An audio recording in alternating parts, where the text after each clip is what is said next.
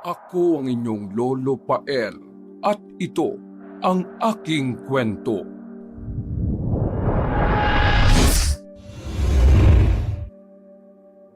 Pagdaan sa malawak na likod bahay ng pamilya Marcelo ay naabutan na naman ni Merina si Monchi na nakababa ang tenga sa lupa. Madalas niya na makita ang binata tuwing ganoong oras. Parang lagi yung may pinakikinggan na kung ano sa ilalim ng lupa dahil mukhang laging bagong hukay ang bahaging yon. Madalas kasing nagbubungkal doon ng Kuya Eros ni Monchi para sa mga tanim nilang sari-saring gulay. At kahit na dumi ng mga hayop ang ginagamit na pataba roon ay hindi umaalingaso ang amoy sa paligid. Marami rin kasing tanim doon na mga halamang nag-aalis ng hindi kaaya-ayang amoy. Saglit na huminto ang dalaga at pinagmasdan si Monchi dahil napaka-cute niyang tingnan sa ganoong posisyon. May diferensya kasi sa pag-iisip ang binata kaya kahit 18 taong gulang na ay para rin siyang bata kung umasta. Hello po, Ate Marina. Hello din, Monchi. Maganda umaga sa'yo. Maganda umaga rin po. Bakit nakapaling na naman ang tenga mo dyan sa lupa? Baka mapasukan niya ng insekto. Sige ka. Pakinggan mo, ate. Dali, pakinggan mo. Nilapitan siya ni Monchi at Hinata kaya idinikit na rin ng dalaga ang kanyang tenga sa sahig habang nakatingin sa binatilyong nakangisi pa rin. Wala naman ako naririnig eh. Niloloko mo yata ako, Monchi eh. Sabi kasi ni Kuya Eros, mga 5 oras lang daw ang tinatagal nun eh. Ano ba kasing pinakikinggan mo riyan? Matudungisan lang tayo sa ginagawa mo eh. Hindi na natapos ni Merina ang sinasabi sapagkat mula sa pinto ng likod bahay ay lumabas si Eros, ang kuya ni Monchi na matagal niya nang hinahangaan at pinagpapantasyahan. Pagkalaon ay tumayo na ang binatilyo na sinundan naman ng dalaga. At katulad ng dati ay nahihiwagaan pa rin ng babae sa inaasal ng kanyang mga kapitbahay. O Monchi, mag-asikaso ka na at pupunta na tayo sa doktor. Okay, Kuya.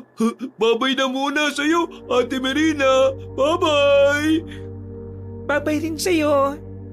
Babay rin. Pagkatapos mag-usap ay tumakbo na si Monchi papasok sa kanilang bahay. Napatingin naman si Merina sabay ngiti kay Eros na walang reaksyon ng mukha at tumalikod lang kaagad. Ang bahay ng magkapatid na Marcelo at ni Merina ay nasa pinakadulo ng sityo kaya naman sila lang ang magkapitbahay sa lugar na yon. Ang ibang kabahayan kasi ay nakatirik na malapit halos sa bayan. Noon pa man ay may pagtingin na ang dalaga kay Eros sapagkat bukod sa kagwapuhan, katangkaran at pagiging matipuno ay responsable rin yung kapatid. Simula kasi ng maulila ay si Eros na ang nag-aruga kay Monchi. Nasasaksihan ni Merina kung gaano kabuting kapatid at kuya ang binata. Kaya mas lalong tumindi ang pagkagusto niya rito. Para sa dalaga, hindi lang panlabas ang maganda, kundi pati ang panloob na kalooban ng lalaki. Tahimik na tao si Eros at bihirang makisalamuha samantalang si Monchi ay malayong-malayo ang ugali dahil sobrang masayahin at palakaibigan. Naiisip tuloy ng dalaga na kaya ganoon ang binata ay dahil nakatuon lang ang oras noon sa kapatid at wala ng oras sa ibang bagay pati sa pakikipagrelasyon. Napapitik na lang tuloy sa hangin si Merina habang pinagmamasdan si Eros papasok sa loob ng bahay at iniisip ang tungkol sa bagay na yon. Suplado pa rin talaga. Di niya pa rin akong pinapansin. Sayang na naman ang pagpapaganda ko. Makapunta na nga sa bayan. Baka abutin na naman ako ng anong oras nito. Nasabi niya yon dahil naglalakad lang siya papunta sa kabahayan. Bihira kasi ang tricycle na dumadaan doon kaya kung wala ng sasakyan ay kailangan mo talagang maglakad. Nahihiya naman siyang sumabay kay Eros dahil hindi talaga sila halos nag-uusap kahit magkapitbahay. Si Monchi lang talaga ang madalas niyang kaututang dila at sapat na yon para sa kanya sa ngayon. Mabilis na lumipas ang oras. Pagdating sa kabahayan ay dumaan muna si Marina sa tanggapan ng sityo. Naroon din kasi ang health center nila at kukuha rin siya ng mga gamot ngayong umaga para sa lolo Narciso niyang naka-wheelchair na. Diabetic na kasi ang matandang lalaki kaya nagme-maintenance na. Mabuti na nga lang din ay libre ang mga gamot na nakukuha nila kaya hindi masyadong mabigat na pasanin. Hindi rin naman asikasuhin ng lolo ni Marina kaya nagagawa pa ng dalaga ang makapag-extra ng paglalaba sa mga taga-sityo. Pagpasok niya sa health center ay bumungad kagad sa kanya si Kapitan Arnold kausap si Aling Vicky. Nag-uusap ang dalawa patungkol pa rin sa balita na kumakalat ngayon sa buong probinsya. Nagmano muna siya sa dalawa bilang paggalang bago pumasok sa usapan. Magandang umaga po, Ninong Kap at Aling Vicky. Maganda umaga rin, Marina. Pasensya na po kung naistorbo ko yung usapan ninyo. Kukuha po kasi ako ng gamot ni Lolo Narciso eh. Ay nako, hindi ka naman nakaabala. O siya, sige. At mag-usap na muna kayo ni Vicky. Maiwan ko na muna kayo riyan, ha? Sige po, salamat po.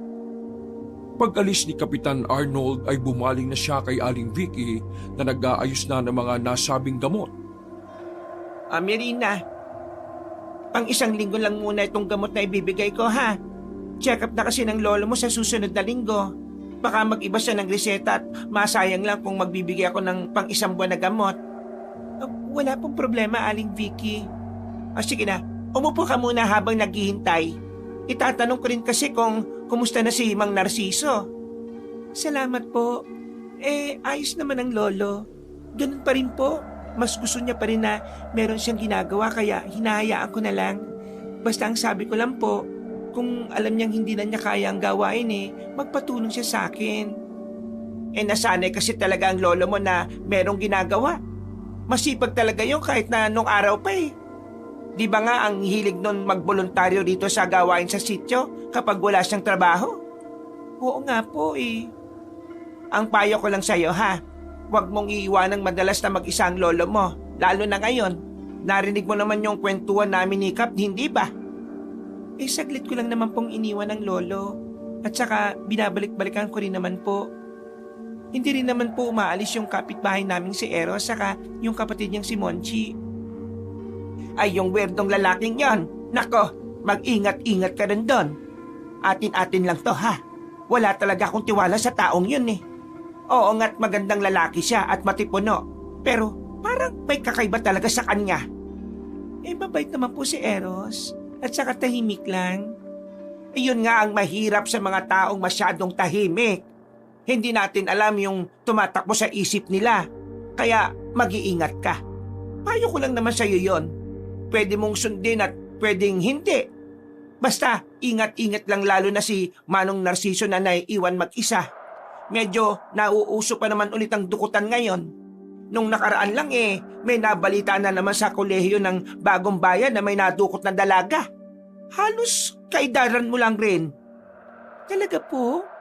Parang pangatlo na po yata ngayong buwan yun Puting van na naman po ba? Ay, oo raw sabi ng ibang estudyante. Pero may mga nagsasabi rin na isang lalaki lang. Hindi lang siya mamukhaan dahil naka-jacket Matangkad daw at malaki ang katawan. Ganun po pala. Nakakatakot naman. Oo nga. Kaya yung anak kong si Mel, hindi ko na nga muna pinagagala-gala kapag walang pasok. At saka hatid sundo siya ngayon ng tatay niya.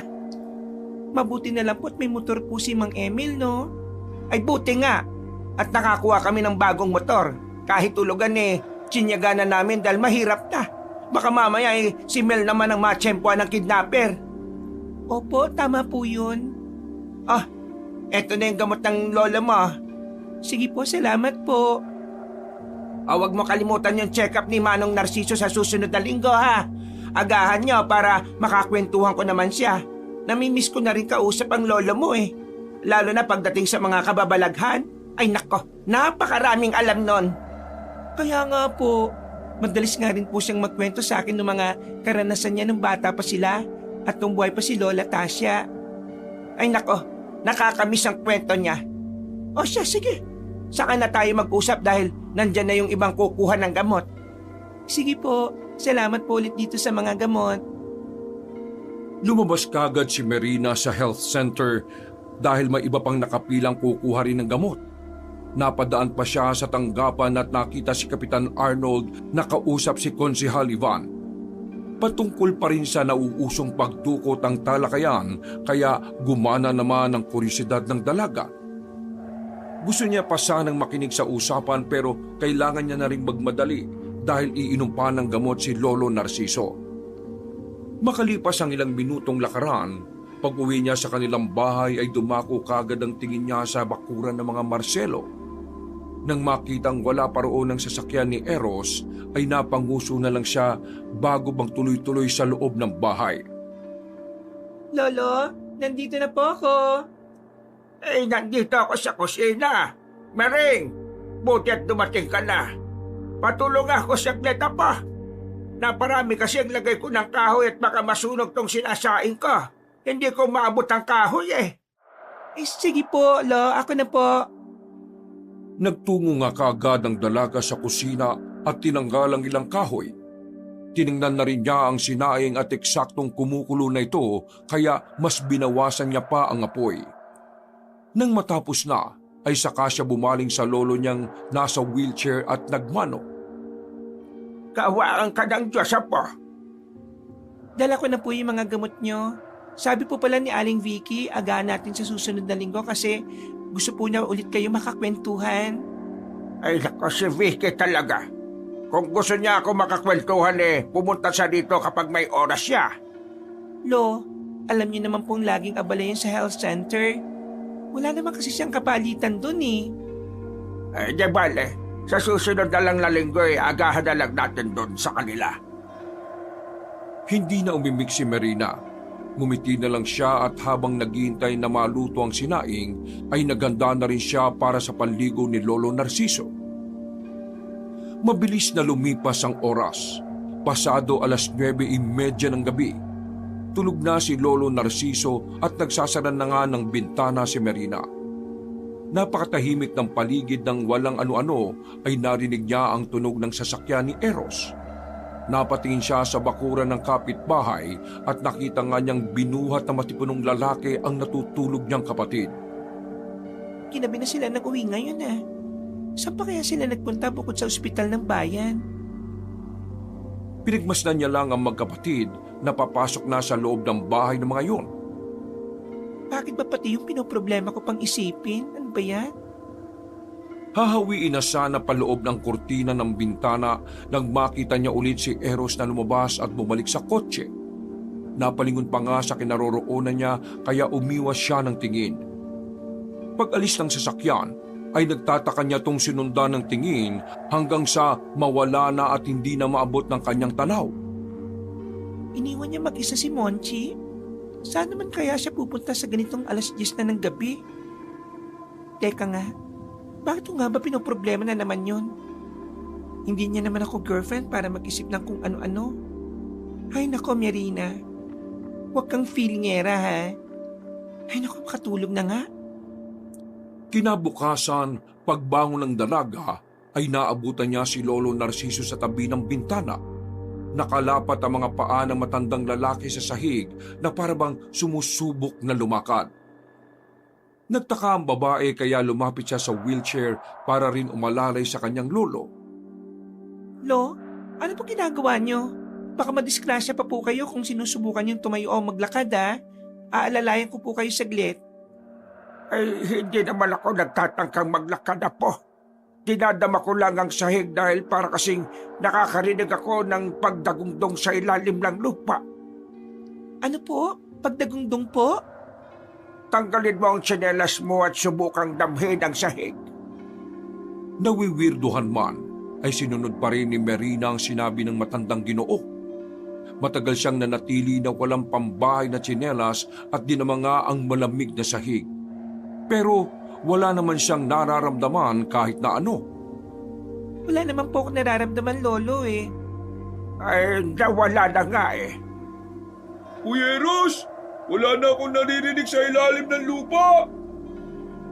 Sabay na napatingin ang maglolo sa bintana matapos marinig ang sigaw na yun ni Monchi.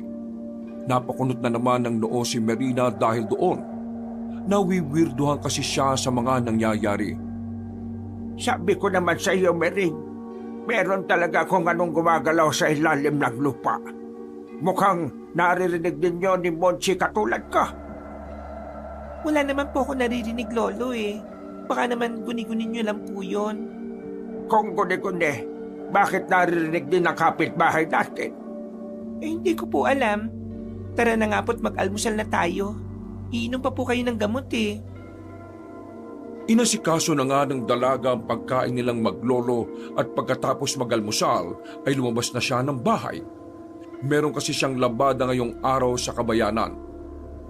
Matapos makapagpaalam kay Lolo Narciso ay napadana naman siya sa malawak na likod bahay ng mga Marcelo.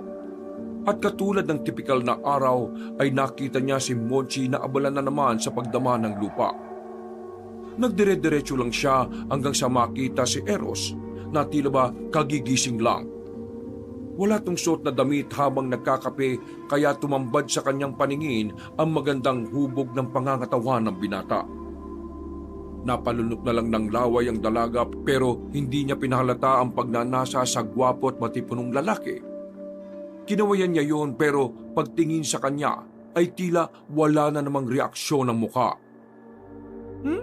Napakasuplado naman talaga kahit kailan. Kuya! Kuya! Nawala na yung tunog! Hindi man lang tumagal ng 5 oras? Sayang! Sa susunod naman sana, kuya! Yung tatagal naman ng 5 oras o kaya mas matagal pa ron. O sige, kumain ka na at luto na yung almusal. O sige po kuya. Pinagmasdan na lang ni Marina ang dalawang magkapatid habang napapakulot ng noo. Hindi kasi siya makarelate sa usapan nilang puro kawirduhan. Nagtuloy-tuloy na siya sa paglalakad hanggang sa marating ang kabayanan. Dumiretso kagad siya sa bahay ng mag-asawang Tiburcio at Victorina. Nakahanda ang mga labahin pagpasok niya sa loob ng bakuran. Naabutan niya pa ang mag-asawa na naglalampungan kaya napayuko na lang siya bago kumustahin ang mga yon. Pagkatapos maglaba roon ay binayaran naman siya kaagad ng mag-asawa.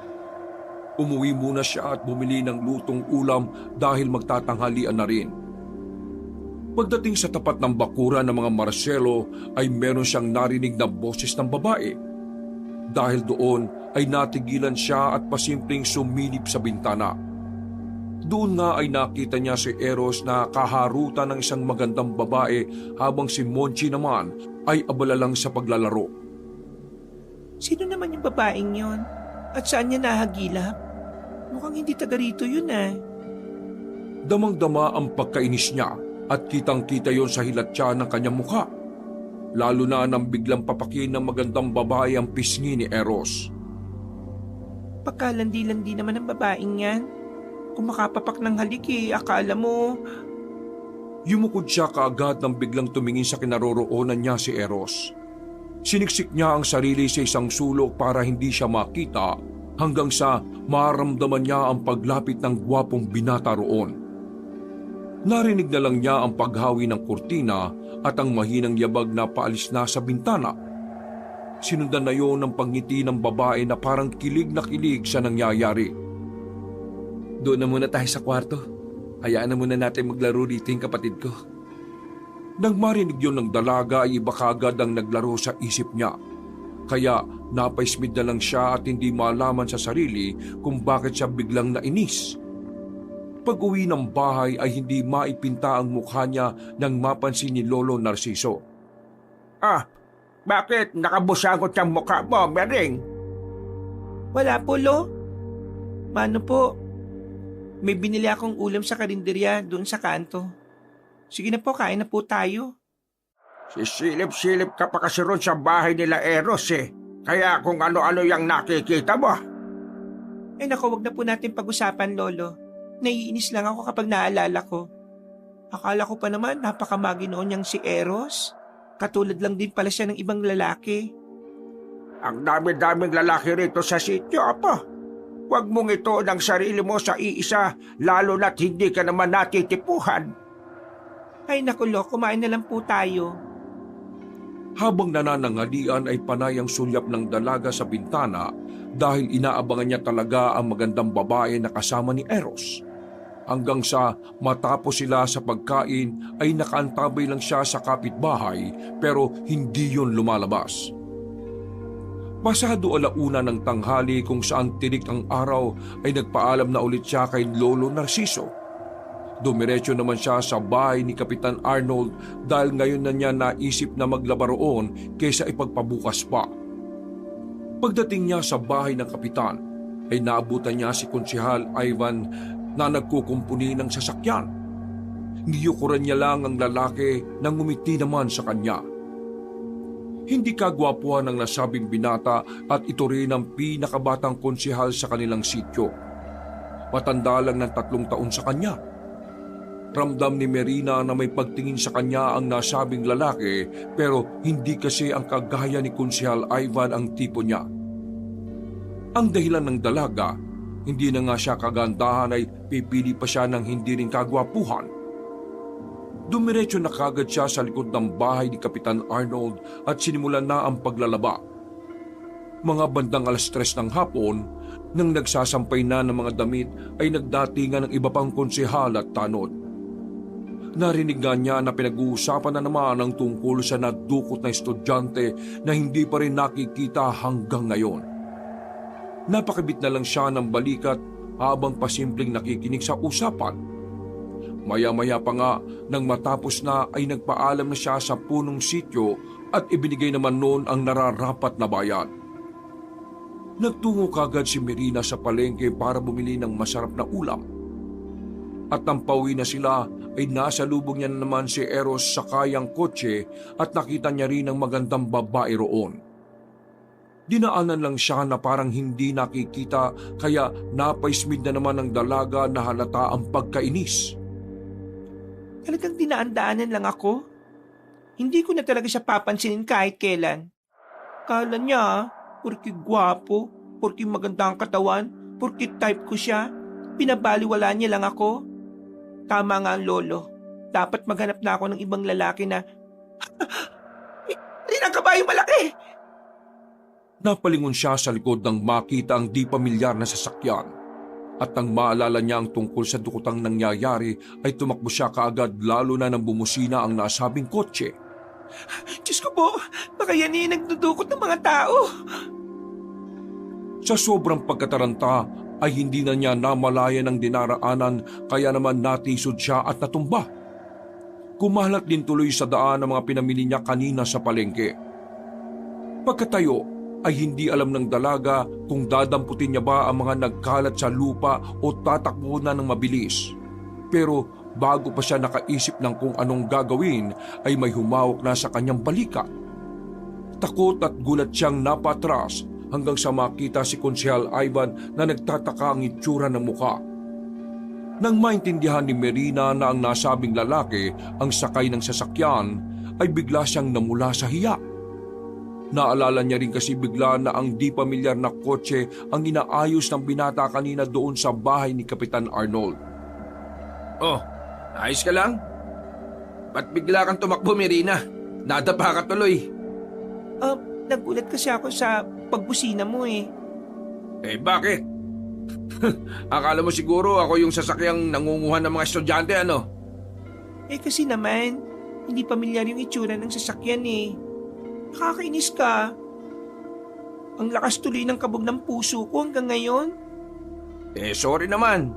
Tinetesting ko lang kasi itong sasakyan na nabili ni Kap para raw kapag may emergency, ito na raw ang gagamitin. Hindi pa kasi dumarating yung sasakyan ng sityo na nirequest niya eh. Tara na, sumakay ka na. Ihatid na kita sa inyo. Doon din naman ang ikot ko eh. Gusto sanang tumanggi ng dalaga dahil hindi niya talaga tipo ang konsehal. Pero nang maramdaman ang pananakit ng hita ay pumayag na rin siya. Pagkakuha nila sa mga nagkalat na pinamili ay sumakay na sila pareho sa kotse at nagtungo na sa destinasyon. Pagbaba niya sa tapat ng bakuran ay naabutan niya si Lolo Narciso at ngumiti yun nang makita sila. Paglingon naman ng dalaga sa bakuran ng kapitbahay, ay nakita niya si Monchi na nakasilip sa bintana na tila hindi natutuwa. Nginitian niya ang binatang may depresya sa isip pero sumimangot lang yon at kaagad dinawi ang kurtina ng bintana. Mukhang wala sa mood ngayon si Monchi ah. O paano, Marina? Alis na ako. Ipaalam mo na lang ako sa lolo mo, ha? Sige. Salamat, Konsi. Huwag mo lang akong tawagin, Konsi. Halos, magkaedad lang naman tayo kaya okay nang Ivan. Okay, Ivan. Salamat ulit.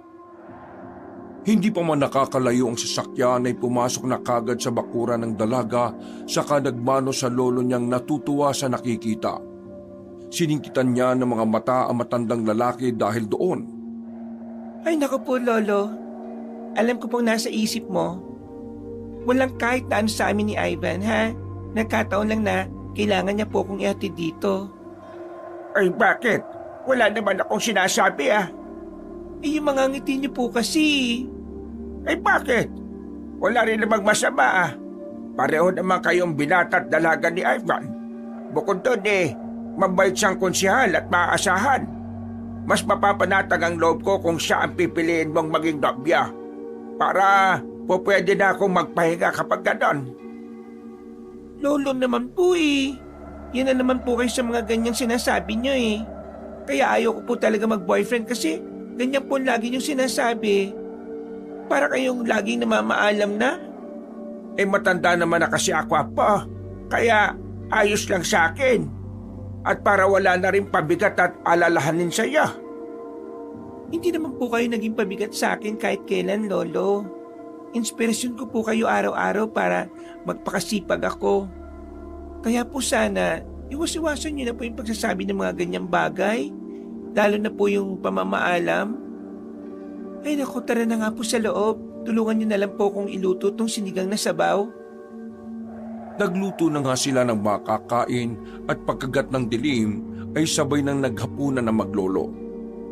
At dahil sa marami ang niluto nilang sinigang na bangus, kaya naisipan nilang magbigay sa magkapatid na Marcelo. Dala ang siyang mangkok na may lamang ulam ay excited na siyang nagpunta sa kabilang bahay. Bago kumatok ay sumilip muna siya sa bintana pero ganun na lang ang pagkagulat niya sa nakita. Punong-puno kasi ng dugo ang bibig ni Monchi at para tong may kinakain kung ano sa sahig. Hindi niya tuloy napigilan ng sarili na mapasigaw kaya napalingon sa gawin niya ang magkapatid. Kagad na binuksan ni Eros ang pinto at sa labas noon ay nakatayo si Melina na takot sa nakita. Pero tinawanan lang siya ni Monchi bago lumapit at magsalita. Ate Melina, ang pula-pula ng labi ko, no? Pinapako kasi itong pasalubong ni Kuya Ang sarap Tikman mo! Matamis siya! Candy lang yan. Binili ko sa bayan. Ganun ba? Bakit ka pala sumigaw kanina? Natakot ka ba sa nakita mo? Kasi nagulat ako sa itsura ni Monchi Akala ko tugo na. Ha? Ganun ba? Pasensya na ha. Monchi, maghugas ka na nga ng mukha mo sa kusina. Bilisan mo. Opo, kuya. Mas lalong nabighani si Marina nang makita niya ang tila pamatay ng ngiti ng gwapong binata. Pakiramdam niya tuloy ay para siyang nasa alapaap at bigla na naman siyang nagpantasya sa isip. Kaya hindi niya namalayang bumaling na ulit sa kanya ang atensyon ng kausap. Oh, okay ka lang, Marina? Ay, oo nga pala. Pasensya na. Siya nga pala may dala akong ulam para sa inyo. Mainit-init pa yan. Sinigang na bangus yan at masarap. Saka natural na pampaasim ang ginamit ko dyan. Ganun ba? Mukhang masarap nga to. Amoy na amoy ko Siguradong mapaparami ako ng kain nito. Ito naman, nambola ka pa. Uy, hindi pambobola yun ha. Salamat na lang. Walang anuman. Isoli mo na lang yung mangkok kapag okay na. O sige na, aalis na ako. Naghihintay na si Lolo Pagbalik sa kanilang bahay ay tuwang-tuwa siyang napahamak sa dibdib. Sa unang pagkakataon kasi ay nakausap niya rin ng mahaba-haba si Eros. Kilig na kilig tuloy siya habang kumakain ng hapunan, samantalang si Lolo Narciso ay napapailing na lang. Alam kasi na matandang lalaki na kapag ipinilit pa ni Merina ang nararamdaman para sa kanyang kapitbahay, siguradong sa huli ay magsisisi lang to at magiging talunan. Mabilis na lumipas ang oras. Pasado 10:10 ng gabi, habang nagsasara ng bintana, ay nakita na naman ni Merina na lumabas ng bahay si Eros. Saan na naman kaya siya pupunta? Parang kagabi rin, nakita ko siyang umalis. Siguro pupunta na naman niya yung girlfriend niyang lamang lang naman sa akin ng ilang paligo. Napaismid siya habang pinagmamasdan ng kotse hanggang mawala sa kanyang paningin. Ay nako, okay na sana kanina eh. Pero ngayon naiinis na naman ako. Nagsiselos na naman ako kahit wala namang dapat pagsilosan. Di naman kami pero naiinis talaga ako. Padabog niyang hinawi ang kortina at nang masigurong nakasarado na ang mga pinto at bintana, ay nagtungo na siya sa silid. Pinilit ng dalaga ang sarili na makatulog kahit pa naiinis pa rin siya. Pasado 3:00 ng madaling araw ay nagising ang dalaga dahil sa pag-uyog ng kanyang lolo. Napabalikwas siya ng bangon at antok na nagkusot ng noo. Bakit po, Lo? Narinig mo ba yun, Mering? Parang may umiiyak sa katabi nating bahay. Kanina pa ako nakasilip sa bintana. Wala pa yung sasakyan ni Eros. Po? Dali-daling tumayo si Merina at sumilip sa bintana. Katulad ng sinabi ni Lolo Narciso, wala pa nga ang sasakyan ni Eros at ang naririnig nilang pag-iyak ay si Monchi. Naiwan ang matandang lalaki sa pintuan dahil pinuntahan kagad ng apo niya ang kapitbahay. Pagpit ng dalaga ay nagulat din siya dahil hindi nakakandado ang pinto. Binuksan niya to at pumasok kaya tumambad sa kanyang paningin ang binatilyong may diferensya sa pag-iisip. Nakaupo yun sa tapat ng isang pintong nakakandado sa bandang kusina habang parang batang paslit na nagtatantrum. Nilapitan niya kagad yon para aluin. Kaya lang dahil sa malaki ring tao ang binatilyo kaya hindi niya naman maawat. Monchi, Tana, ano nangyayari? Nasaan ang Kuya Eros mo? Nagugutom na ako. Nagugutom na ako. Ako, ano bang gusto mong kainin? Sige, ipagluluto na lang kita, ha? Kaya tumahan ka na muna. Nagugutom na ako. Nagugutom na ako. Nagpatuloy sa pagtatantrum si Monchi kaya nagtungo na kagad ang dalaga sa kusina para tingnan kung may mga natitira pa silang pagkain. Wala naman siyang nakitang kahit anong luto at pati ang binigay niyang sinigang na bangus ay nakita pa niya sa basurahan. Buong buo pa yun at walang bawas. Napakunot siya ng noo nang mapagtanto na itinapon lang pala ang binigay niyang ulam kagabi. Pero hindi na muna masyadong inisip yon dahil nakatuon ang atensyon niya kay Monchi na nagmamaktol pa rin at umiiyak. Hanggang sa maya-maya pa, habang naghahalugog siya ng pupwedeng ipakain sa binatilyo, ay bigla na lang nun inuntog ang sarili sa pintong nakakandado. Uy, Diyos ko po! Gusto ko yung pagkain namin dito! Nagugutom na ako! Uy, wag mo iuntog ang ulo mo sa pinto. Masasaktan mo ang sarili mo. Diyos ko po, nasaan na ba kasi si Eros? Paglingon ni Merina kay Monchi ay gano'n na lang ang gulat niya nang makitang tila na mula ang mga mata ng binata. Naglaway din to na parang isang asong ulol. Monchi, anong nangyayari sa'yo? Mabilis ang mga sumunod na pangyayari dahil bigla na lang siyang dinamba ng binatang tila na wala na ng tuluyan sa sariling katinuan. Pareho silang napahiga sa kusina. Mabuti na lang ay kahoy ang sahig. Kaya kahit na tumama ang ulo ng dalaga ay di naman siya nasaktan ng ganon. Mas lalo siyang natakot ang marinig na gumagaralgal na ang boses ni Monchi bago magsalita na parang nag-iba na rin ang boses. Sinabing nagugutom na ako eh. Nang tila sasakmali na siya ng binatilyo ay napapikit na lamang si Marina. Hindi na niya alam kung ano pa ang mangyayari kaya naisigaw na lang niya sa isip ang paghingi ng tulong sa Diyos. Kasunod noon ay nakarinig sila ng tunog ng sasakyan ng pulis. Biglang tila natauhan si Monchi at kusang umalis sa pagkakadagan kay Marina. Saka nagsumiksik sa ilalim ng mesa habang umiiyak. Tumayo naman ang dalaga at tumakbo palabas. Pagbukas ng pinto ay sumalubong nga sa kanya si Eros na sugatan kasunod ng pulis ng bayan. Duguan ang noon at may mga gasgas sa braso at binti. May punit din ang mga damit na halatang galing sa aksidente. Anong nangyari sa iyo, Eros? Hindi siya pinansin ng binatang duguan. Dumiretso kasi yon kay Monchi na kagad yumakap matapos makita ang kanyang kapatid. Habang pinagmamasdan tuloy sila ni Marina ay hindi lubos maisip ng dalaga kung ano ang nangyari kanina. Para kasing naging mabangis na hayop si Monchi na handa ng manakmal ng sino mang tao. Kuya, saan ka ba pupunta? Gutom na ako. Hindi na matahimik yung tiyan ko eh. Pasensya na talaga, Monchi. Iniwan mo ako mag-isa eh. Sabi mo di mo ako iiwan eh. Pasensya ka na talaga, Monchi. Tahan na. Sige na. Kakain na tayo. Hindi na kita ulit iiwan na mag-isa. Pangako. Nang makita ni Marina ang tagpong yon, ay mas lalong nahulog ang loob niya kay Eros. Kitang-kita niya kasi matinding pagmamahal ng binata sa nakababatang kapatid.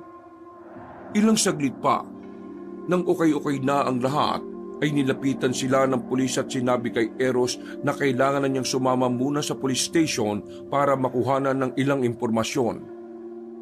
Humiling naman ang gwapong binata na kung pwede sa umaga na lang siya kausapin dahil nga kay Monchi.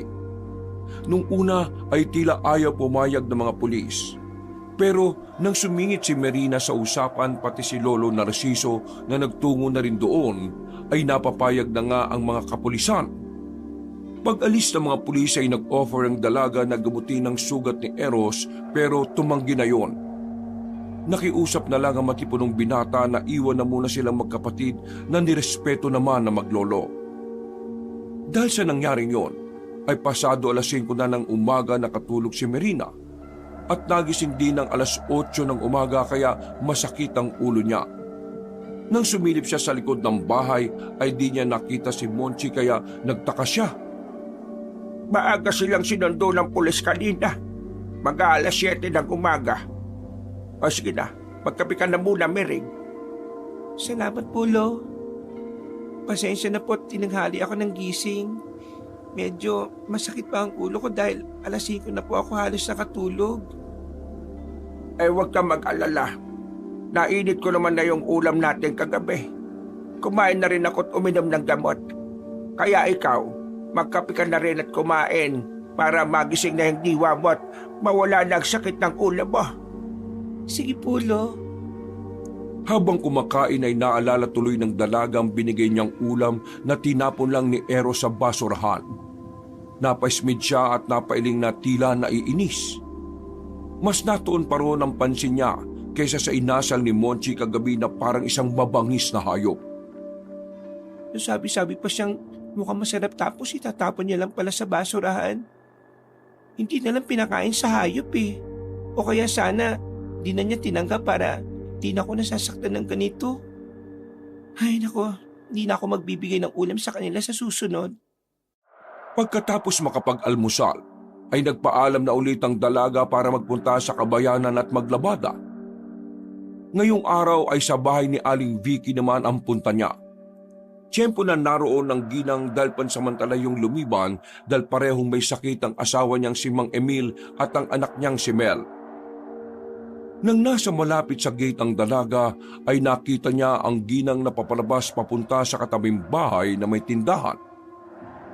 Bibili kasi yun ng panlabang sabon at hindi na malayang nasa likod niya ang alagang tuta. Dahil malimit na may dumadaan na tricycle sa parting yon, kaya nang makita ni Marina ang nasabing tuta ay nataranta siya. Aling Vicky! Aling Vicky! Yung tuta niyo po baka masagasaan. Ay, anak ng teteng. Ikaw talaga putyo kayo. Halika nga rito, tuta ka. Salamat sa iyo, Merina. Marami pa namang nadaan na tricycle dito. Hintay mo na lang ako dyan at bibili lang ako ng mga sabon. Kumain ka na lang din muna doon at may tinapay sa kapalaman sa kusina. Samahan ko na lang po kayo, Aling Vicky. Sige, ikaw ang bahala, Merina. Habang papunta ang dalawa sa tindahan ay napag-usapan nga nila ang nangyari kaninang madaling araw. Nakarating din kasi kagad ang balita kay Aling Vicky patungkol nga sa insidenteng kinasangkutan ni Eros. Doon nga nalaman ni Merina na naaksidente pala si Eros at ang kasama niyang babae ay kritikalang lagay ngayon sa ospital. Mas lalo tuloy nag-alala ang dalaga para sa gwapong binata. Sa kabilang banda naman ay naghahalo ang emosyon niya patungkol sa kalagayan ng magandang binibini. Hindi niya alam kung matutuwa siya o malulungkot dahil nga malala daw talaga ang lagay nun. Sa dami nilang napagkwentuhan ay hindi nila namalaya na natapos na pala ang paglalaba. Pasado 3:00 ng hapon ay nagbayad na si Aling Vicky sa kanya. Kaya nagpunta kagad siya ng palengke para bumili ng masarap na ulam. Pag-uwi ng bahay ay napalingon na naman siya sa bakuran ng mga Marcelo at napakatahimik doon. Kumusta na kaya si Eros pati si Monchi? Sana ayos lang silang dalawa. Pumasok na nga siya sa bahay at nagmano kay Lolo Narciso bago iluto ang ulam nilang adobo.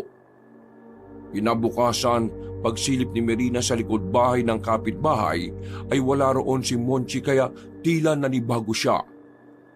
Kung minsan kasi ay ang lalaking isip bata ang alarm clock niya sa umaga. Nalungkot siya ng kaunti dahil alam niyang hindi pa rin ayos ang lagay ng magkapatid lalo na si Eros. Hinayaan na lang niya dahil alam niyang nagpapagaling pa yon sa dami ng sugat na natamo. Ganun pa rin sa mga sumunod na araw. Walang Monchi na nag-iingay at naglalaro sa taniman ng mga Marcelo. Kapansin-pansin nga rin na nabubulok na ang mga tanim kaya medyo nag-alala na rin talaga si Merina. Hindi niya kasi nakikitang lumalabas ang dalawa. Pero alam niyang may tao sa loob ng bahay ng mga Marcelo. Napapansin niya ring tuwing umaga si Lolo Narciso na palaging inilalapag ang mga paa sa sahig na para tong dinadama. May mga naririnig nga raw kasi ang matandang Ginoo na kung anong may buhay sa ilalim ng lupa. Pero sa tuwing pakikinggan ng dalaga ay wala naman siyang naririnig. Lumipas pa ang ilang araw. Katatapos lang ng check-up ni Lolo Narciso sa health center nang bigla naman tong naaksidente. Nahulog ang matandang lalaki sa mahabang hagdanan dahil hindi niya nakontrol ang wheelchair. Huli na nang makita ni Merina dahil kausapan niya ang doktor na taga-ospital ng bayan para sa bagong gamot. Tumama ang noo ni Lolo Narciso at nalamog ang tagiliran kaya nagpayo ang doktor pati na rin si Aling Vicky na magpunta na sa ospital ng bayan. Mabuti na lang ay to the rescue si Konsehal Ivan na dinala kagad na matandang Ginoo sa pagamutan. Ayon sa nagsuring doktor, ay kailangan magtagal ng kanyang lolo ng ilang araw para masigurong malayo na sa panganib. Sensitibo na kasi ang katawan ng mga matatanda kaya mas mainam na maobserbahang mabuti. Lo, uwi po muna ako sa bahay Kukuha ko ng mga gamit nyo. Kasi po sabi ng doktor mga 3 araw ka raw oobserbahan. Kapag nakita nilang okay ka na, doon na lang po ikaw makakauwi. Sige, Mering. Pag-iingat ka ha. Kapag ginabi ka na huwag ka nang tumuloy dito.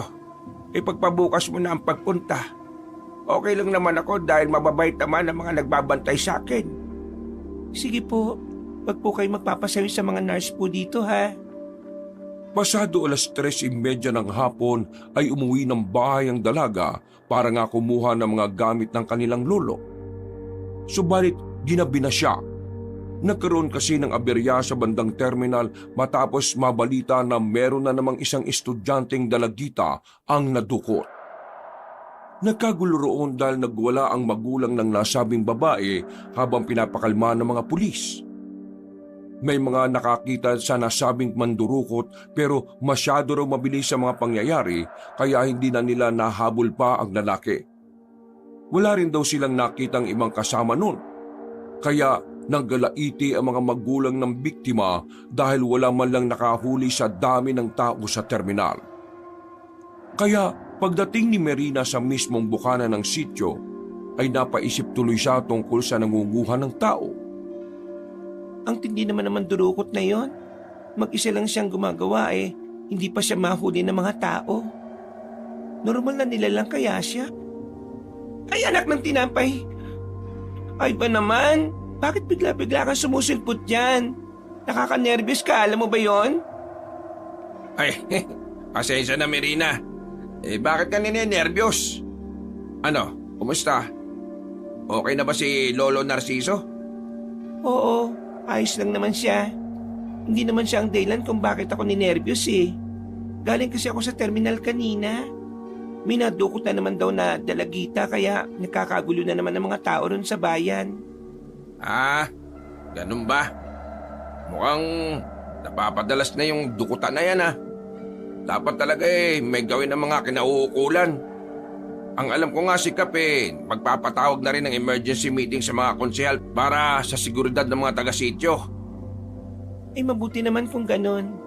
Kasi sa totoo lang, kinakabahan talaga ako lalo na dalawa lang kami ni Lolo sa bahay. Hindi pa nakakalakad ng Lolo tapos ang balita ko panay babae raw ang dinudukot. Huwag kang mag-alala. Hindi naman ako papayag na may mangyari masama sa inyo ni Lolo Narciso.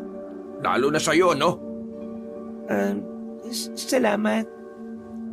Dapat sinabi mo na uuwi ka rin pala ngayon para hinintay na kita sa ospital kanina at naihatid sa inyo. Ay nako, okay lang naman. Salamat ulit Sama na lang kita pauwi sa inyo. Okay lang ba? Naiilang man ay pumayag na si Marina dahil natatakot din naman siyang maglakad mag-isa. Lalo na ngayong uso nga ang mandurukot ng mga kababaihan. Wala silang masyadong napagkwentuhan dahil tila hindi rin naman siya interesado.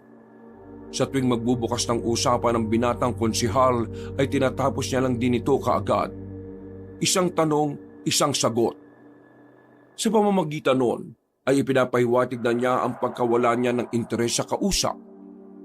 Natuwa ang dalaga na makita na ang kanilang bahay dahil sa wakas matatakasan na niya ang binata.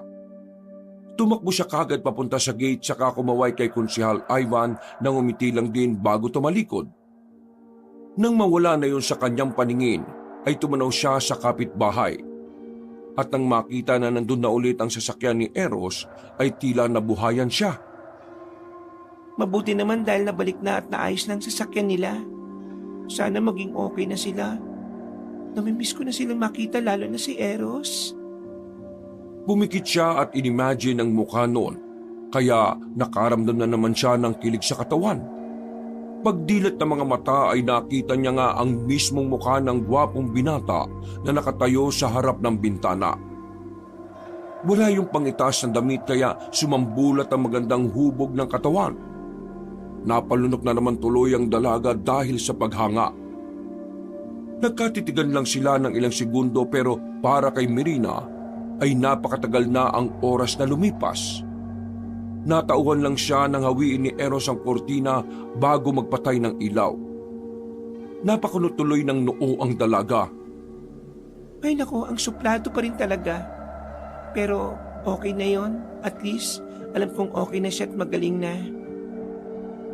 Pumasok na siya at nag-asikaso muna ng magiging hapunan. At dahil kumagat na ang dilim kaya sinunod na rin niya ang payo ni Lolo Narciso na bukas na bumalik sa ospital ng bayan. Mabilis na lumipas ang oras, katatapos niya lang ayusin ang mga gamit na dadalhin bukas sa ospital. Inilapag niya ang malaking bag sa sala para nakahanda na bukas bago siya umalis. Nang itutungtong niya sana ang bagay sa lumang upuan, ay bigla naman yung nahulog dahilan para mapadapa rin siya. Hindi naman masyadong nasaktan ng dalaga pero nang pumaling ang tenga niya sa sahig, ay bigla siyang napakunot ng noo. Meron kasi siyang narinig na kaluskos mula sa ilalim ng lupa.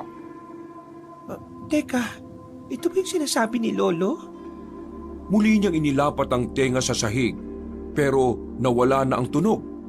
Pagkalaon ay inubod niya naman ang tsinelas na pambahay bago dinama ang lupa.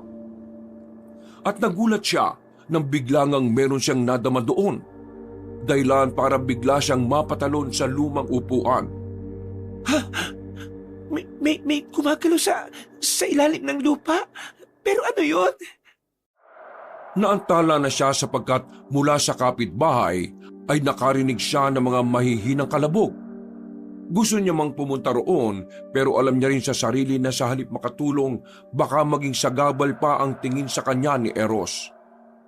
Naalala niya rin tuloy ang nangyari nung nagtantrum si Monchi na bigla na lang inuntog-untog ang sarili hanggang sa tila maging isang mabangis na hayop. Ano kaya nangyayari sa kanila? Sana ayos lang sila. Napabuntong hininga na lang siya bago hawiin ang kurtina at magtungo na sa kwarto at matulog. Dala na rin ang pagod at sa dami ng iniisip ay mabilis kang ninakaw ng antok ang kanyang diwa. Nakatulog siya ng mahimbing at naalimpungatan pasado 3:00 ng madaling araw. May naaninag siyang nakatayong tao sa tapat ng pintuan ng kanyang kwarto. Iniwan niya lang kasing bukas ang pinto para mas presko. Lolo? Nang ma-realize niyang siya nga lang palang mag-isa sa bahay noon, ay bigla siyang napabalikwas ng bangon. Tumakbo naman bigla ang kung sino man habang siya ay takot na nagsumiksik sa pinakadulo ng kama. Sino yan? Kalabugan sa bandang kusina ang naging sagot ng nasabing nilalang, kaya mas lalong nahintakutan ng dalaga. Pero sinikap niyang labanan ng takot na namumuo at umiisip ng paraan. Dali-dali siyang lumapit sa pinto at kaagad yung sinara at kinandado. Hinarang niya rin ang tukador para mas makasigurong hindi siya mapapasok ng nanloob. Kahit mabigat ang nasabing bagay, daldala ng takot ay naitulak niya at naiharang sa pinto. Bumalik din siya sa kama at nagkumot habang nananatiling nagmamasid sa paligid. Napayak na lang siya at napasandal na lang na sana mag-umaga na dahil naririnig niya pa rin ang ingay sa bandang kusina. Panginoon, huwag mo po akong hayaang mapahamak. Iligtas niyo po ako. Ayaw ko pa pong mamatay. Alam ko marami akong kasalanan pero huwag naman po sana sa ganitong paraan ako mamatay. Sa kahihintay na sumapit ang umaga, ay hindi niya namalayang nakatulog na siya. At nagising na lang matapos marinig ang tilaok ng manok mula sa kung saan. Nang mapagtantong umaga na ay marahan siyang nakiramdam sa labas ng silid. At nang masigurong wala na roon ang nanloob sa kanilang bahay, ay itinulak niya ulit ang aparador saka lumabas ng kwarto. Nagmasid-masid pa siya sa paligid hanggang sa makarating ng kusina. Napansin niya na malupa sa tapat ng lababo kaya lumapit siya roon at paghawi ng kortina nakita niya ang ilalim na meron ng hukay na kasyang isang tao. Para yung lagusan papunta sa kung saan. Doon rin niya biglang naalala ang naririnig na kalusko sa ilalim ng lupa. Na ito marahil ang dahilan. Sa takot ay inireport niya kagad sa kinauukulan ng tungkol sa bagay na ito dahilan para hindi siya makaalis kaagad. Dahil kailangan pa siyang kausapin ang kinauukulan tungkol dito. Kaya si Aling Vicky na muna ang nagbantay sa kanyang lolo sa ospital. Si Ginoong Tiago, ang pulis na nagatid noon kay Eros ang sumuri sa nasabing butas sa ilalim ng lababo. Nandun din si Kapitan Arnold at Konsehal Ivan para tumulong sa investigasyon. Kagabi po bago ako natulog, meron akong naririnig na ingay sa ilalim ng lupa. Nung mga nakaraang araw, madalas din po yung marinig ni Lolo Narciso, pati si Monchi. Monchi, yung lalaking sintu-sintu niya sa kapitbahay ninyo? Opo, Ninong Kap. Madalas po yun siya tuwing umaga. Lagi niyang sinasabi na meron siyang naririnig sa ilalim ng lupa. Nung una, hindi ko lang pinapansin tapos si Lolo na nga rin po. Napakiramdaman na rin niya sa mga paa niya. Hanggang sa pati ako na rin kagabi. At ayun na nga po, nung maalimpungatan ako kaninang madaling araw, nakita kong may nakatayo sa tapat ng pintuan ng kwarto ko. Kapitan, ganito rin yung nakita namin sa likod ng bahay nila Mang Tiburcio saka Aling Victorina. Mukhang may gumagawa ng daan sa ilalim ng lupa at pumapasok sa mga bakuran ng sityo ah. Sino naman tao magtsatsaga ng gumawa nun? Eh di, magnanakaw? Nirekomenda ni Ginoong Tiago na ilihim muna ang tungkol dito hanggang sa hindi pa nakasisiguro kung sino ang may gawa ng mga lagusan. Nagtungo rin sila sa bahay ng magkapatid na Marcelo para magtanong-tanong. Simula kasi ng aksidenteng kinasangkutan ay nagkaroon na ng ginala kay Eros ang nasabing pulis. Magkakasama silang apat na pumunta sa katabing bahay at kumatok. Bumungad sa kanila ang gwapong binata na walang suot na damit. Kaya baka sampeklat na natamo niya pagkatapos ng aksidente. Magandang umaga, Eros. Magandang umaga rin. Ginoong Tiago, kayo pala yan, Kapitan Arnold. Ano pong may paglilingkod ko? Eh magtatanong lang sana kami kung ayos lang sa'yo. Kung ayos ka lang. Oo naman, Kapitan. May problema ho ba? May nanloob kasi sa bahay nila Merina kanina madaling araw. Baka lang may napansin kang mga kahina-hinala dito sa paligid. Hindi mo ba kami papapasukin? Ay, oo nga pala. Pasensya na. Sige po, tuloy po kayo. Pagpasok ng apat ay nagmasid-masid kagad sa loob ng bahay si Ginoong Tiago at ganun din si Konsehal Ivan. Si Kapitan Arnold at Merina naman ay nag-focus lang sa pakikipag-usap sa gwapong binata. Pero habang nakikipagpalitan ng salita si Eros, ay panay din ang sulyap niya sa pulis at konsehal. Nang madako sila sa kusina ay naabutan nila roon si Monchi na naglalaro. Huminto yun pagkakita sa kanila. Hello, Monchi. Hello, Ate Merina. Okay ka na ba? Bakit ganyan ang mukha mo? Kung nahiya ka sa nangyari nung nakaraan, huwag ka mag-alala. Di naman ako galit sa'yo eh. Talaga? Oo. Salamat, Ate Merina. Habang nag-uusap sina Merina at Monchi ay patuloy naman sa pagsiyasat sina Ginoong Tiago at Konsehal Ivan sa loob ng bahay. Dahil doon ay napansin nila ang pintuang nakapadlak at magkakasunod na napatingin kay Eros. Anong meron dito sa kwarto na to? Bakit nakapadlak? Bodega namin yan. Kinandado ko talaga yan kasi madalas na maglaro dyan si Monchi eh. Ilang beses na rin siyang nakulong dyan kaya ganyan na ang ginawa ko. Pwede bang mabuksan para makita ni Sir Tiago kung anong nasa loob? Tama ba, Sir? Hindi ko na kasi alam kung nasaan yung susi niyan eh. Pwede naman sigurong sirain na yung padlock. Di po ba, Kap? At Sir Tiago? Kung wala ka namang tinatago dyan, papayag ka. Teka, anong ibig mong sabihin, Konsehal? Parang may dating ang mga sinasabi mo ah. Anong pinalalabas? Ikaw lang ang nakakaisip at nagsasabi niyan, ha? Oo, tama na yan, Konsehal Ivan. Kung ayos lang ba sa'yo, Eros, pwede bang sirain natin ang padlock ng bodega para makita namin ang nasa loob? Hindi kagad nakakibo ang gwapong binata dahil alam niya rin sa sarili na meron nga siyang itinatago sa loob ng nakapadlak na silid.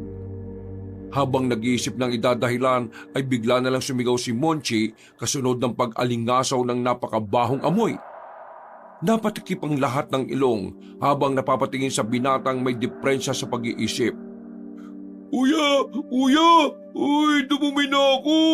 Pasensya na po! Baho! Natutop ng lahat ang bibig nang makita ang pagtagas ng dumi sa short ni Monchi. At ang di na nila nakayanan ay makakasunod silang lumabas sa likod ng bahay para makahinga ng maluwag. Napasok pa si Konsehal Ivan na hindi na nakayanan ng baho ng dumi. Humingi naman ng pasensya si Eros at naglinis muna ng kalat ng nakababatang kapatid habang naghihintay ang apat sa likod ng bahay. Nang mapatingin si Ginoong Tiago sa taniman ng gulay, doon ay napansin niya rin ang iba't ibang halaman na nagpapanatili ng magandang amoy sa paligid. Marami po talagang tanim na spider plant, English ivy, Boston fern, East lily, aloe vera at weeping pixie, Eros. Dumi po kasi ng hayop ang pataba niya dyan sa mga gulay at para hindi umalingaso ang amoy. Nagtanim siya ng mga yan. Kaya pala kahit sa loob ng bahay maraming halaman. Si Boy halaman pala tong si Eros. Mukhang hindi naman epektibo yung mga halaman kasi umalingaso pa rin yung baho ng dumi ng kapatid niya eh. Huwag kang ganyan, Ivan. Nako, pasensya na. Nagsasabi lang naman ako ng totoo. Ha? Natigil na sila sa pag-uusap dahil biglang nagring ang cellphone ni Ginoong Tiago. Matapos ang saglit na pakikipag-usap sa kabilang linya ay nagpaalam na siya kay Kapitan Arnold dahil sa importanteng gagawin. Dahil din tuloy doon ay nawala na sa isip nila ang tungkol sa nakapadlak na silid.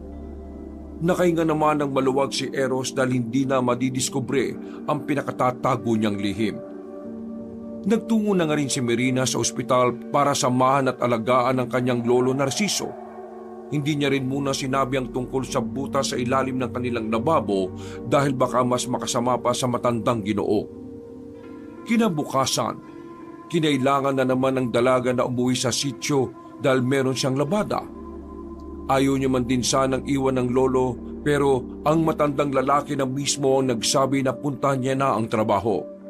Kahit papaano rin ay nakampante siya dahil mababait naman ang nurse na nag-aasikaso.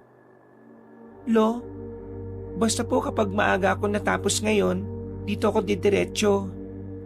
Ay, pero kung inabot ka na naman ng hapon sa bahay ka na umuwi at umaga ka na magpunta rito. Sige po. Sa paglipas ng oras nang makabalik na siya sa sityo ay tila normal naman ang lahat. Subalit nang makita niya ang police car ni Ginoong Tiago ay napaisip na naman siya. Ano na kayang nangyayari? Umandar din ang pagkatsismosa ng dalaga kaya lumapit siya roon hanggang sa makita si Mel na umiiyak habang yakap-yakap ang kanyang nanay. Doon nga ay napagalaman ni Marina na nagkaroon din ng butas hukay sa bakuran ni na Aling Vicky at mismo ang anak niya ang nakasaksi sa nilalang na lumabas doon. Nangyari daw ng mga bandang alas 5 ng umaga habang kinukuha ni Mel ang mga damitang pinatuyo kagabi sa kubo. Napansin niya ang butas hukay na noong una ay inakala niyang malaking bayawak lang ang nandun dahil sa nangingintab na kutis at mahabang kuko nito. Subalit nang lumabas ang nasabing nilalang ay nagulantang ang dalaga. Halos kasing laki raw kasi ng tao pero ang itsura ay parang ang bayawak. Habang pinagmamasdan nga ni Marina si Mel ay naramdaman niya ang takot dahil sa itsura ng mukha nun. Hindi niya ma-imagine ang sarili na kung siya ang makakita ng ganon ay siguradong baka mahimatay na siya. At nang mapagtanto niya na halimaw pala yun ay bigla siyang nangilabot dahil hindi pa natatakpan ng butas hukay sa ilalim ng lababo nila. Nahuli na po ba yung tinutukoy ni Mel? Di pa, Marina. Kaya kung maaari, wag muna kayong uuwi ng lolo mo sa bahay niyo. Doon na muna kayo sa bahay namin tumuloy. Sige po. Ano na pong nangyayari ngayon, Ninong Kap?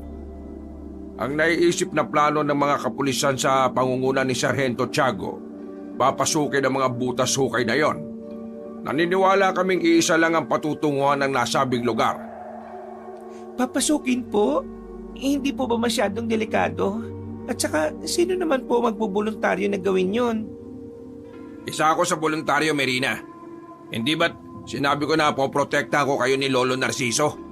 Siyempre, pati na rin ang buong sityo. Kaya handa ako magboluntaryo kasama si Sir Tiago. Ganun ba? O sige, mag-iingat kayo kung ganon. At saka, ano nga po palang klaseng nilalang yung nakita ni Mel na yon? Ngayon lang po ako nakadinig ng taong bayawak. Totoo po ba yon? Nagkatinginan lang ang lahat dahil wala ring nakakaalam kung ano nga ba yun. Mabuti na lang ay dumating ang lolo ni Kapitan Arnold na si Tatang Clavio. Ipinaliwanag nga ng matandang lalaking Kuba at nakatungkod na ang tungkol sa nasabing nilalang. Nalaman nga ng lahat na ang taong bayawak na yun ay isang uri pala ng aswang na tinatawag na abwak. Ang aswang na abwak ay dalawang klase. Ang babae ay nagpapalit ng anyo bilang taong uwak at may kakayahang lumipad na parang isang ibon. Samantalang ang lalaki naman ay nagpapalit ng anyo bilang taong bayawak. na may kakayahan namang magukay sa lupa na siyang ginagawa niyang lagusan para makapambiktima. Natakot ang lahat matapos yung marinig, lalo na si Mel na tila na trauma na sa nangyari. Inalo-alo lang ni Aling Vicky ang anak, habang si Merina naman ay kinakabahan na rin. Kung ganun, meron na po palang abwak dito sa atin, Kapitan. Huwag kayong mag-alala dahil hindi namin hahayaan na mapahamak ang lahat ng nasa sityo. Ngayon din ay ipag-uutos ko na galugarin na mga nasabing butas sukay para mahuli na ang abwak na yon. At dahil maraming kaalaman si Tatang Clavio pagdating sa ganoong bagay, nagbigay siya ng suhestyon kung ano ang tama at dapat na gawin. Nagkaroon ng pagpupulong ang mga opisyal, kaya nagdesisyon na si Merina na bumalik na muna sa ospital. Sa tingin niya kasi ay mas ligtas doon kung saan malayo sa kabayanan. Habang naglalakad papunta sa kanto ng sityo ay nakita ng dalaga ang sasakyan ni Eros. Huminto ito sa harap niya at inaya siyang sumabay ng binata sapagkat sa bayan din papunta ang magkapatid. Dahil sa pagkabigla at dala na matinding kasiyahan ay hindi na tumanggi si Merina. Tila ba nalimutan niya kaagad ang problemang kinakaharap ng sityo ngayon. Mabilis siyang pumasok sa sasakyan at kaagad na naupo sa tabi ng driver. Tikumbibig siya sapagkat ito ang unang beses na nakasama at nakatabi niya si Eros. Habang nagbabiyahe ay tahimik lang sila. Kahit si Monchi ay nakakapanibago dahil hindi yun nagsasalita pero pangiti-ngiti lang. Mas lalo lang tuloy nakaramdam ng pakailang si Merina dahil parang ang weirdo ngayon ng magkapatid na Marcelo. Sa kakaisip ng kung ano ang maaaring mapagkwentuhan ay hindi na namalayan ng dalaga na nasa bayan na sila. Sa mismong tapat ng ospital ng bayan. Doon din kasi ang punta ng magkapatid para sa check-up ni Monchi. Salamat Pwede ka ba mamaya, Merina? Ha? Mamaya? Anong meron mamaya? Maghapunan tayo sa bahay. Magapunan? Sa inyo? Oh, tama ba ako ng pagkakarinig, Eros? Oo, Ate Merina. Tama po ang narinig mo. Gusto kasi nitong si Monchi na Sige, anong oras ba? kahit mga 8:00 na ng gabi. Ayos lang ba sa'yo yung ganong oras? Hindi ba masyado ng gabi yon? Kung di nyo kasi napapansin, may sitwasyon ngayon ng sityo. Nabaltaan nyo na ba yung tungkol sa abwak? Tila biglang nagiba ang ambiyan sa loob ng sasakyan matapos yung sabihin ni Merina. Sumeryoso kasing bigla ang mukha ni Eros habang sumusulyap-sulyap sa nakababatang kapatid. Ano yung abwak, Ate Merina? Oo nga, ano ba yun, Merina? Hindi ko rin alam kung paano ipapaliwanag kasi hindi ko rin mapaniwalaan sa totoo lang. Kapon nga kasi di ba, may nanloob sa bahay tapos biglang nagkaroon ng butas sukay doon sa ilalim ng lababo namin. Nakakatakot nga eh. Ganon din yung nangyari sa bahay nila Mang Tiburcio, pati sa bakuran ni na Aling Vicky. Ang sabi, abwak daw ang may gawa nun. Ang sabi ni Tatang Clavio, isang uri raw yun ng aswang. Ano naman ang aswang? Wala yung Monchi. Pagpasensya mo niyang kapatid ko Ako, ayos lang. Kung totoo yung sinasabi mo, hindi pala matutuloy ang hapunan natin sa bahay mamaya. Ano sa tingin mo? Pwede naman nating ituloy kung ayos lang sa'yo. Oo naman. Saka sisiguraduhin kong ligtas ka sa bahay. Kung gusto mo ihatid kita sa bahay niyo pagkatapos natin kumain. O kung gusto mo, sa bahay ka na matulog. Tila nakaramdam ng kilig ang dalaga ng marinig yon, kaya hindi na siya nagpatumpik-tumpik pa. Sumang-ayon na siya kaagad dahil alam niyang isang magandang pagkakataon na yon para magkaroon sila ng magandang simula ni Eros. Matapos silang makapag-usap ay umalis na si Eros. Labis naman ang tuwa ng dalaga dahil sa nangyari. Hindi niya talaga sukat akalain na aayain siyang kumain sa mismong bahay ng lalaking gustong-gusto niya. Gumana na naman tuloy ang kanyang kalandian at tila naisip niya na inaaya na siyang makipag-date ni Eros. Kaya bago magtungo sa silid na kinaroroonan ni Lolo Narciso ay nag-ayos-ayos muna siya ng sarili. Kailangan maging maganda at mabango ako mamaya dahil sa wakas, inibitahan na rin ako ni Eros sa bahay nila. Ang tagal mo rin nakintay, Mirina. At ito na, mangyayari na. Ipinagpaalam nga niya kay Lolo Narcisong tungkol sa anyaya ni Eros. Pumayag naman ang matandang lalaki dahil hindi niya sinabi ang sitwasyon ngayon sa sityo. Mas nanaig pa rin kasi ang pagnanais niyang makasama sa hapunan ang lalaking matagal na niyang gusto. Pagsapit ng 6:00 ng gabi ay hindi na magkamayaw ang dalaga sa pag-aayos. Napapailing na nga lang ang Lolo Narciso niya dahil makailang beses na siyang nag-aayos ng buhok. Sa huli ay nilugay na lamang niya ang medyo curly na buhok at nagpabango siya ng matindi para umalingasaw at talaga namang namnamin ni Eros ang kanyang amoy.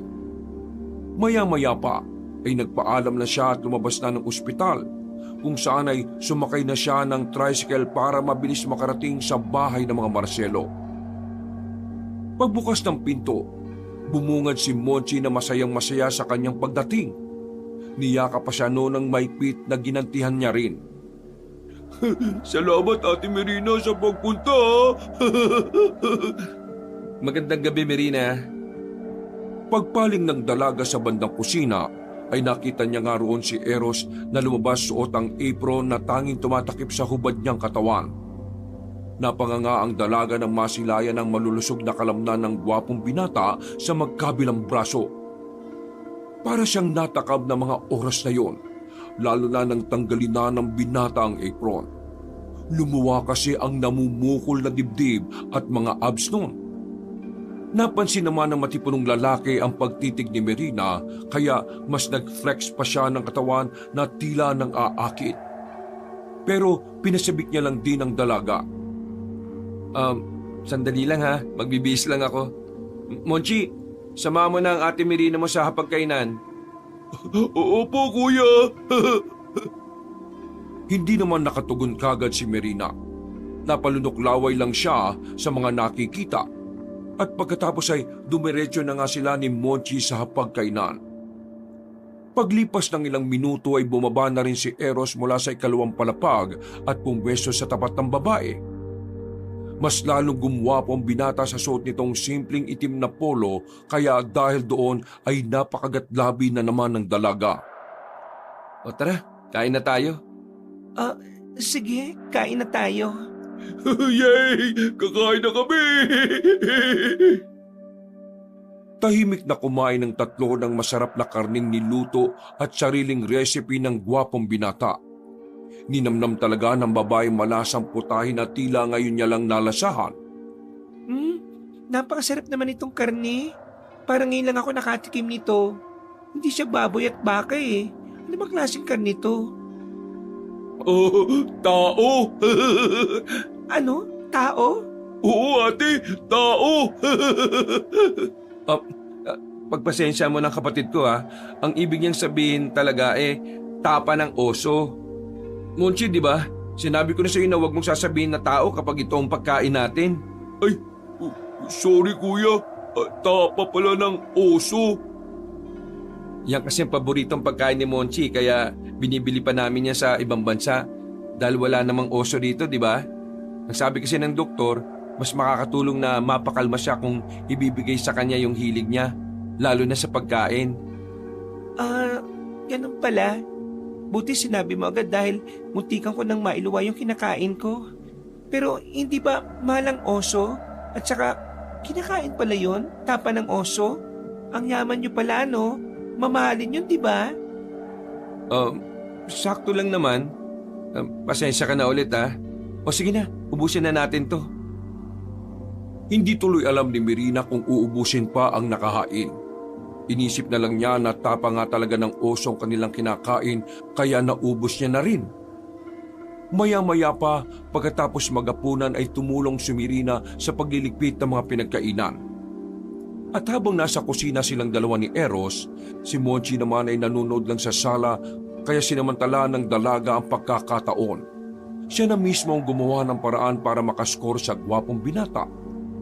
Sinadya niyang lumapit sa lababo para kunwari ay tutulong sa paghuhugas na ginagawa ni Eros. Subalit ang totoo ay gusto niya talagang makatabi ang lalaki. Nang magdikit ang kanilang mga katawan, ay biglang nakaramdam ng kilig ang babae. Nagtaasan din ng kanyang mga balahibo dahil sa kakaibang sensasyon na nararamdaman para sa binata. At ilang saglit pa ay bigla silang nagkatinginan. Ilang segundong katahimikan ang namayani sa kanilang kalagitnaan habang ang mga mata nila ay nag-uusap. Kasunod noon ay hindi inaasahan ni Marina ang sumunod na mga nangyari. Ginawaran siya ni Eros ng matamis na halik. Dahil sa tuwa ay napapikit na lang siya at ninamnam ang labi ng kahalikan. Hanggang sa siya naman ang sunod na gumawa ng hakbang. Naisip ng dalaga na sa wakas ay natupad din ang matagal niya ng pinapantasya, ang maangkin ni Eros. Subalit biglang tumigil ang binata sa pakikipaghalikan kaya tila nakaramdam ng pagkabiti ng dalaga. Marina, doon tayo sa kwarto ko. Hindi pa man nakakatugon ay hinatak na ng makisig na lalaki si Marina papunta sa ikalawang palapag. Pagkapasok sa kwarto ay sinikil na kagad ng halik ni Eros ang binibini na pumasan sa kanya ng paharap. Nagpalitan na naman sila ng halik habang sabay na humahalinghing. Labis na nasiyahan si Marina sa mga nangyayari kaya napahawak ang isa niyang kamay sa ulunan ni Eros na patuloy sa kamunduhan. Pagkalaon ay binuhat siya muli ng lalaki at maginoong inihagis sa malambot na kama. Doon ay biglang natahimik si Marina sapagkat bumigat ang kanyang pakiramdam kasabay ng pamamanhid ng buong katawan. Anong nangyayari, Eros? Bakit hindi ako makakilos? Sa isang iglap ay hindi na nga siya makapagsalita at nang lingunin niya si Eros ay nakangiti na yun sa kanya. Nang maunawa ng nangyayari sa paligid ay kinumutan kagad siya ng matinding takot habang napapasigaw sa isip. Anong ginagawa mo sa akin, Eros? Bakit hindi ako makakilos at makapagsalita? Bakit namamanit ang buo kong katawan? Tapa ng oso? Anak ng katangahan naman, oh. Sinong maniniwala sa tapa ng oso? Maliban sa iyo, Marina. Nagustuhan mo bang lasa ng karne ng tao? Ha? Nanlaki ang mga mata ng dalaga at mas lalong nahintakutan matapos ang marinig ang mga sinabi ng gwapong lalaki. Ang kaninang maamong mukha ng binata ay biglang nag-iba at naging matalim ang mga titig ng mga mata noon habang nagtatanggal ng kasuotan. Kayo talaga mga babae. Pare-pareho lang kayo. Sinasamantalang pagkakataon para lang makuha ang lahat ng gusto nyo. Nagimbal si Marina sa narinig, kaya ang kaninang makamundo niyang pagnanasa ay napalitan kaagad na matinding pagkalito at takot. Hindi ba't ito ang gusto mo? Bago ko muna isakatuparan ng mga dapat nang gawin sa'yo. Sige, pagbibigyan ko muna ang gusto mo. Para naman kahit papano mamatay kang may ngiti sa labi. Naiiyak na minasda ng dalaga kung papaano puniti na matipunong binata ang kanyang damit at kasunod noon na isinakatuparan noon ang maitim na balak. Dahil sa pamamanhid ng buong katawan ay hindi mawari ni Marina ang mararamdaman. Kung masisiyan ba siya o matatakot dahil sa pagbabagong inaasal ni Eros. Matapos ang pananamantala, ay kumuhang lalaki ng mga perdible at isa-isang itinusok ang mga ito sa palibot ng dibdib ni Marina. Halos maghabol hininga ang dalaga nang masaksihan yun. Subalit hindi niya pa rin ramdam ang mga nagaganap kahit pa tumatagas na ang mga dugo sa bahaging yun. Nagsumigaw na lang siya at nagmamakaawa sa isip habang pilit na kinikilos ang katawan kahit na paralisado. Tama na, Eros. Ano itong ginagawa mo sa akin? Tigilan mo na to. Tama na, pakiusap. Tama na. Tolong, Diyos ko po. Mamamatay ako. Hindi pa roon natapos ang kawalanghiyaan na ginagawa kay Marina. Pagkatok ni Monchi ay kagad tong pinagbuksan ni Eros at nakita nga niya ang bunsong kapatid na may dalang sariwang karne ng tao.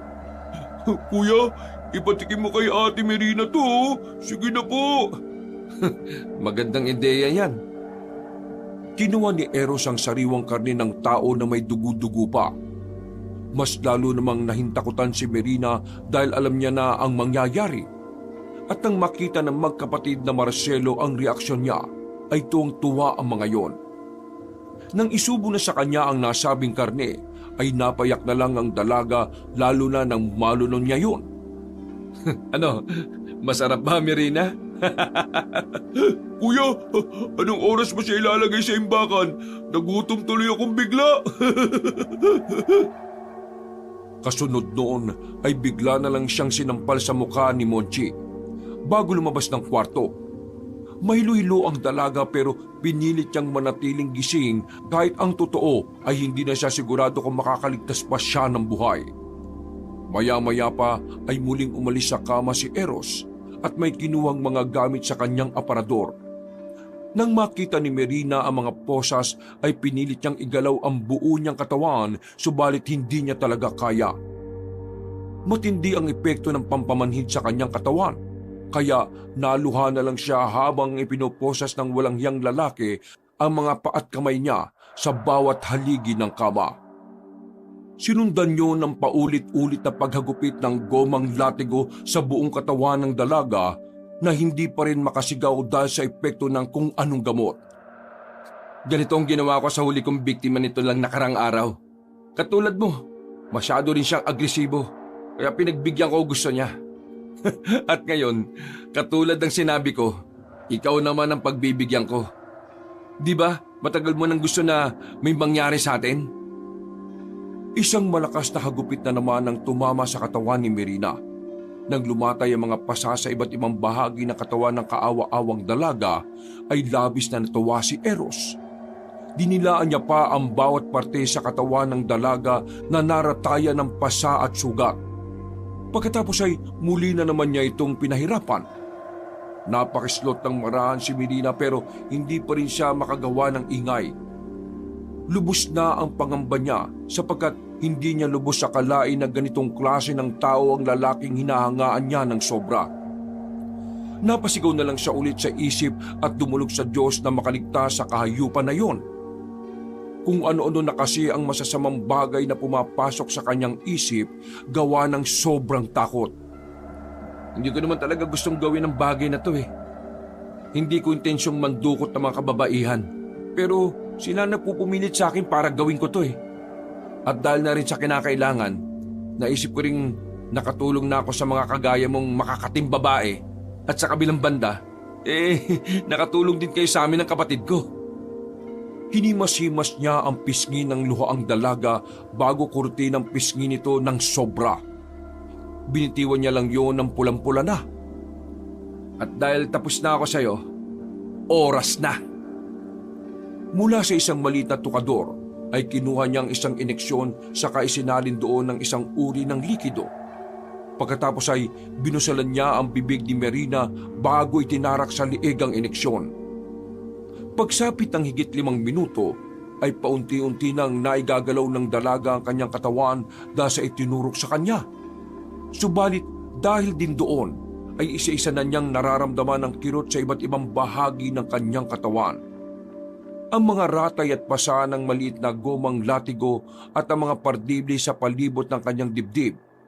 Lahat ng sakit na yon ay nananalaytay na sa kanyang katawan.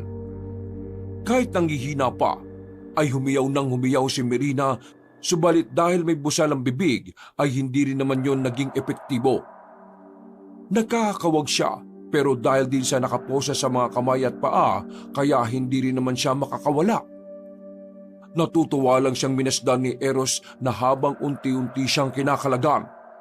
Nang tuluyan ng matanggal ang posas, ay pinilit niyang tumakbo pero dahil sa panghihina, ay dumaus-us lang siya sa sahig. Nilapitan siya na matipunong lalaki at hinawakan sa buhok, kaya nagsisigaw siya. Tulong! Natigilan na siya matapos na masikmuraan sa tiyan. Sumuka na lang siya ng sumuka habang mas lalong nangihina. Sige, sumigaw ka na sumigaw! Eros, pakawalan mo na ako. Ano ba itong ginagawa mo? Tama na ang kahayupan mo. Pakawala mo na ako pakiusap. Hindi ako magsusumbong, pangako. Magtigil ka! Malakas na sampalang iginawad ng walang hiyang binata na sinundan ng pag-untog sa kanya sa sahig ng 3 ulit. Halos panawa ng ulirat si Merina sa tindi ng pananakit sa kanya, pero wala naman siyang magawa. Ganyan ang mangyayari sa mga kagaya mo, mahaharot! Baliw ka na. Matagal na akong baliw, Merina. Ngayon mo lang nalaman? Pagkasabi niyo ay sinikmuraan niya ang dalaga na nawala na ng malay tao. Nasa kalagitnaan ng hating gabi ay nagising si Merina matapos muling maramdaman matinding kirot ng katawan. Napatihaya siya at mas lalong ininda ang sakit. Nang makasandal na sa isang gilid, ay sa kanya iginala ang paningin. Madilim at may malansang amoy ang paligid. Nang masanay na ang kanyang mga mata, ay napagtanto niyang tila nasa ilalim lang siya ng bahay. Nasa basement nila ako.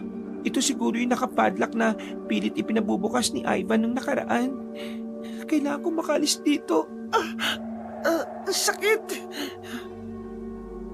Napahawak siya sa dibdib ng masagi yun.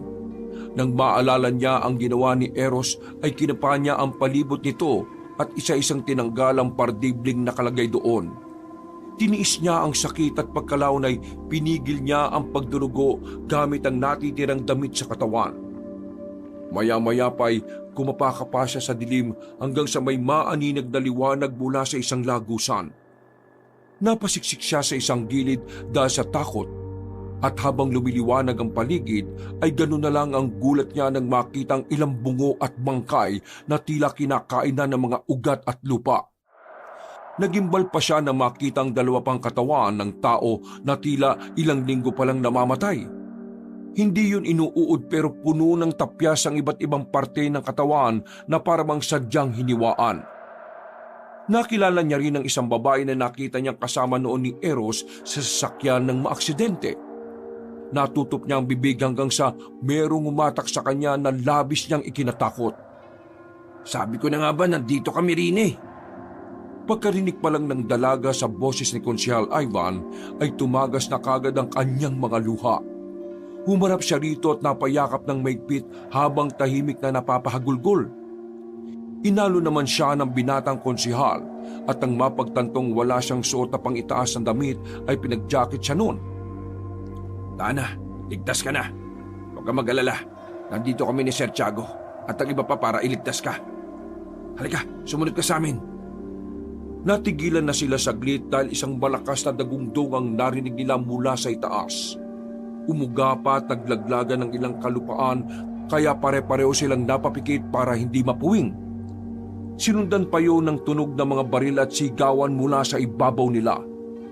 Hindi man nakikita ni Merina ay alam niyang boses yun ni Eros at Monchi na tila nakikipagsagupa kung kanino. Ano nangyayari doon? Nasaan ba tayo, Ivan? Naalala mo yung pinto na nakapadlock sa bahay ng mga Marcelo? Dito yung kumukonekta. Sinasabi ko na nga ba eh. Pati yung mga butas sukay sa ilalim ng lababo nyo.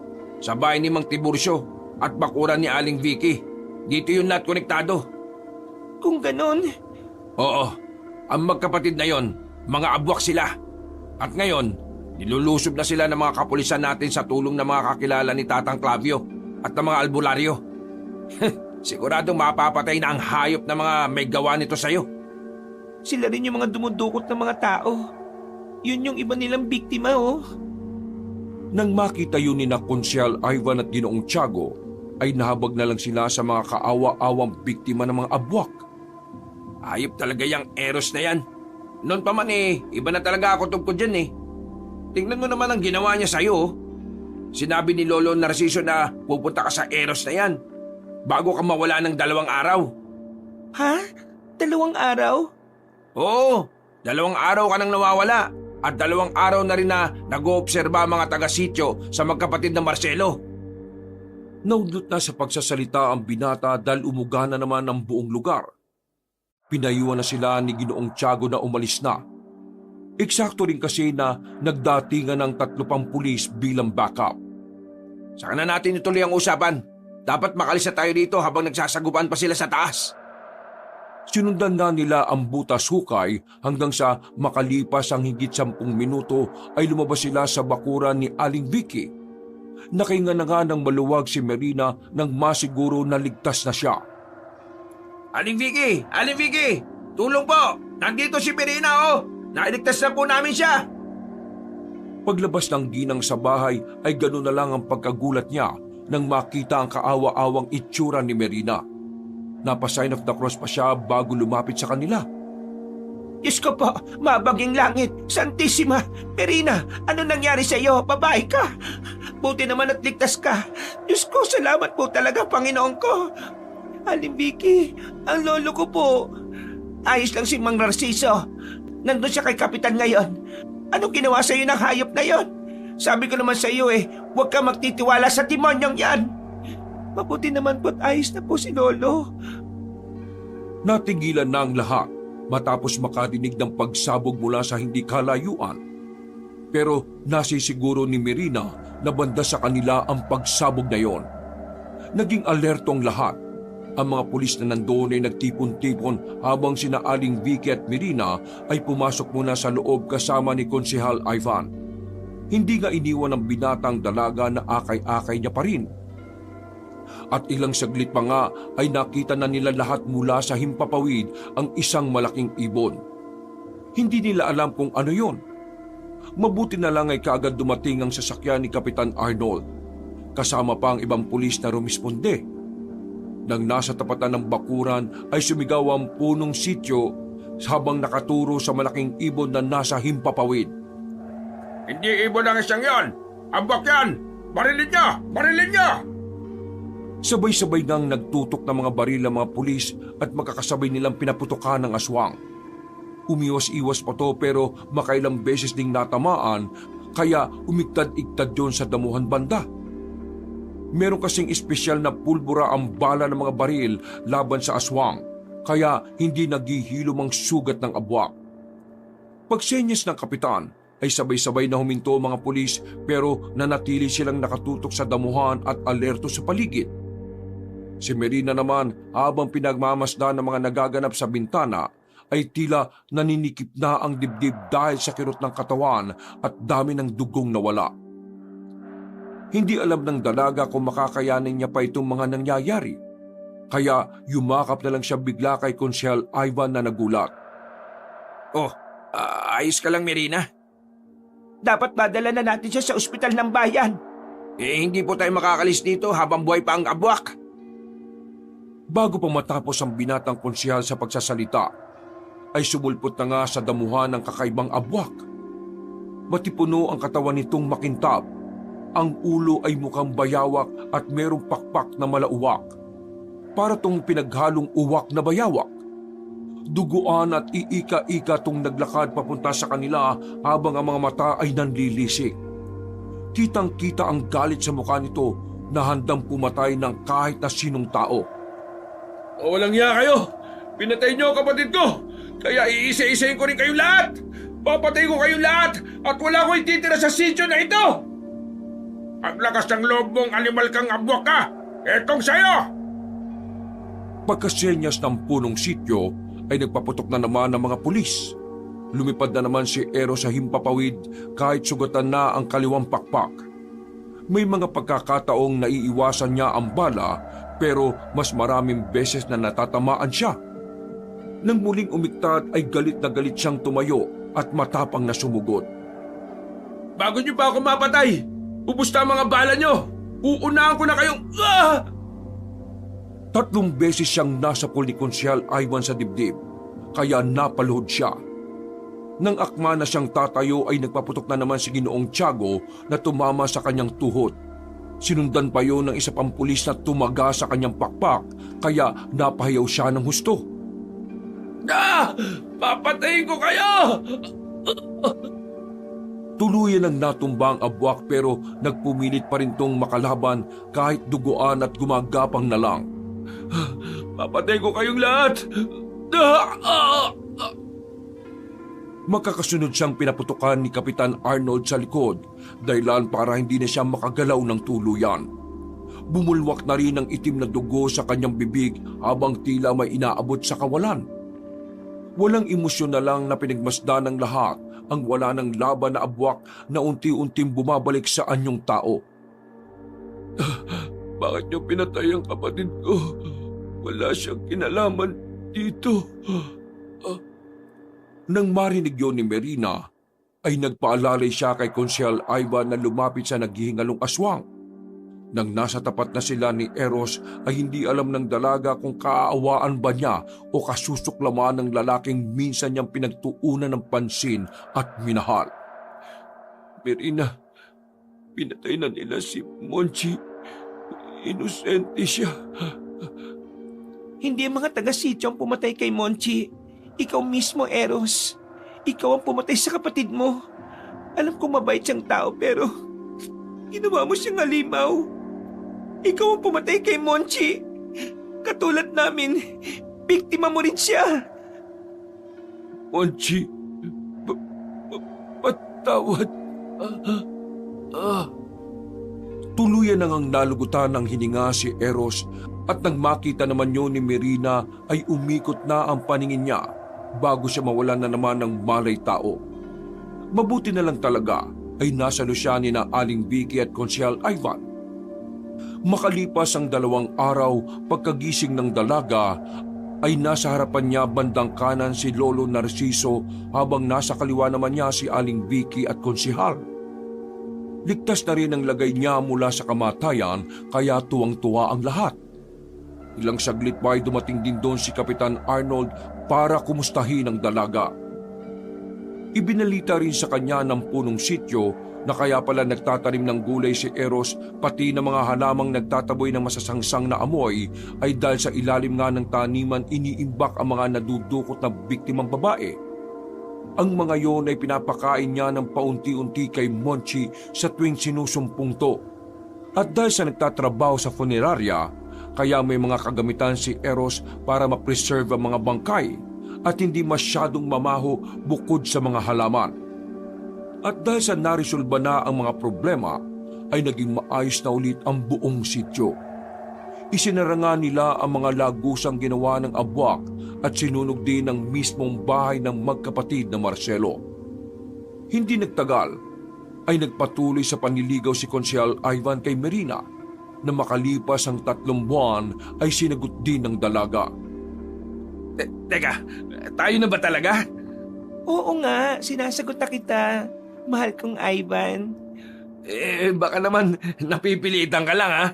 Hindi Ngayon ko lang kasi na-realize na yung mga katangian pala na hinahanap ko sa isang lalaki matagal ko nang nakikita sa iyo pero hindi ko lang pinapansin noon. Ngayon, pansin na pansin ko na yon. Kaya nagpapasalamat ako sa iyo dahil sa kabila ng lahat tinuloy mo pa rin ang panliligaw mo sa akin. Siyempre, mahal na mahal kita Mahal din kita. Maghahalikan na sanang dalawa kaya lang ay biglang nakita ni Merina ang tuta ni Aling Vicky na nahulog sa kanal. Sumunod na naman kasi ito sa ginang nabibili sa tindahan. Aling Vicky!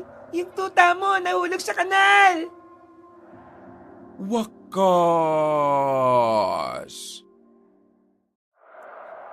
Ako ang inyong Lolo Pael at ito ang aking kwento.